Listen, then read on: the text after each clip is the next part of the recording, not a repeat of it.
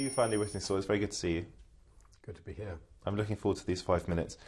I'm going to put the battery in, and would you please count us down? Yeah, once sure. it's in. Here we go. 4, 3, 2, 1, go. What is the difference between a chef and a cook? Not an easy distinction, but I used to be a chef and I got fired, and ever since then I guess I've been a cook.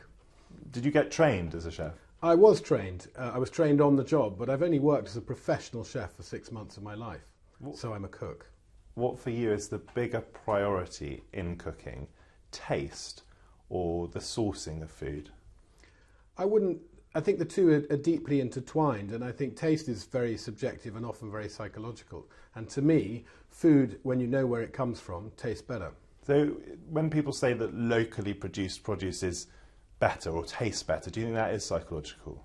No, I think it's more than psychological. It makes sense that it would taste better because it hasn't had to travel very far. It can be picked at the moment of perfection, of ripeness, and it hasn't been geared up for long transport or long shelf life. It's been geared up to be at its best when you get it. Now, you were a vegetarian for 4 months, weren't you, for a TV series?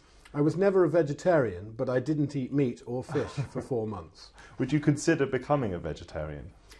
No, but the experience of excluding fish and meat from my diet for that long has changed the way I cook, and I cook a lot more veg. That was the object of the exercise, to increase my veg repertoire, and it did exactly that. In your heart of hearts, do you think it's right to kill animals for food? In my heart of hearts, I think it's what we do, but I think a lot of moral obligations come with that.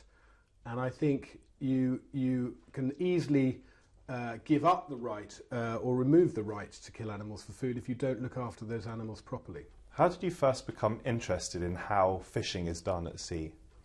I've always been interested in fish and fishing since my dad took me out age 5 with a bamboo pole and a bit of string and a bent pin. Fishing's been part of my life, and fish has always been one of my favourite foods. And given that I'm interested in where food comes from, how it reaches our plate, I was pretty much going to get round to investigating the fishing industry sooner or later. Do you feel you're in a position, as a big name, to make a difference in the world? Are you conscious of that? Yes, I am conscious of that. And it's one of the exciting things about what I do. And it's one of the most rewarding things about what I do to get feedback from people, even in the smallest possible way, that, you know, we now keep chickens, we now grow our own veg, and we're enjoying life and food because of that. That's hugely satisfying. You studied philosophy at Oxford, and a component of that was ethics. Has that informed your career? Has that influenced you in the way you go about your life?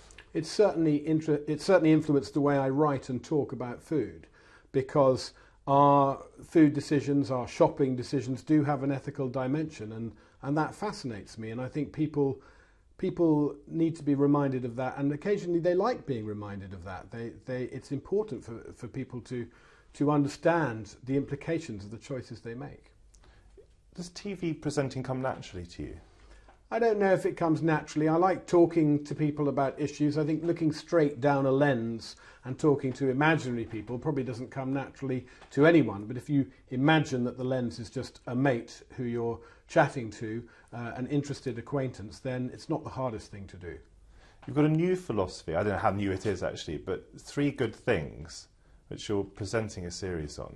Yeah, to call 3 good things a philosophy is probably overstating it, but it is a very, very handy way of deconstructing the creative process of cooking and making it very accessible, balancing ingredients together in a way that make a whole greater than the sum of its parts. The bacon sandwich, crispy bacon, fluffy white bread, tangy ketchup, perfect example of 3 good things cooking. Can you really reduce or elevate, I don't know, cooking to 3 ingredients, 3 main ingredients? This isn't supposed to be a rigid rule that all cooking should be done this way, but it's a very useful way of opening up a whole new set of recipes and giving people confidence in the kitchen to experiment, and that's the idea behind the series and the book. Does having a double-barreled surname and having gone to Eton, has that meant in any way that you had to overcome hurdles? You've had to overcome expectations of who you are or what you might stand for? I think it would be a bit churlish to complain about overcoming hurdles with the background that I've had and the privilege that I've had. I don't mean it like that. You know how I meant it. Well, I mean, you can never overcome the prejudices of people who don't know who you are and have never met you. So I just put myself out there and say what I say. And if I get a bit of rough with the smooth, that's fine by me. Quickly, favourite meal in the whole world? Probably barbecued mackerel on the beach with a cold bottle of cider. And that is 5 minutes. Great. Very good to see you.